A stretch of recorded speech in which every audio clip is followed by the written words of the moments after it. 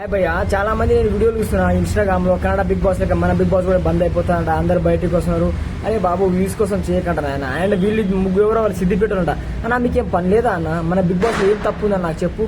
ఏం వలగాటింది, ఏం చేస్తారన్న? మంచిగా అన్ని బిగ్ బాస్ షోల కన్నా మన బిగ్ బాస్ షో నెంబర్ 1.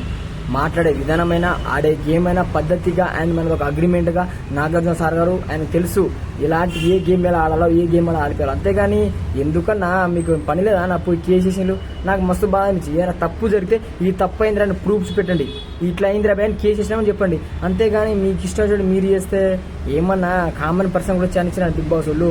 మొన్నటిదాకా సెలబ్రిటీ, ఇలా కామన్ పర్సన్స్ ఇక్కడ నుంచి ఎంతమందో బయటకు వస్తాను.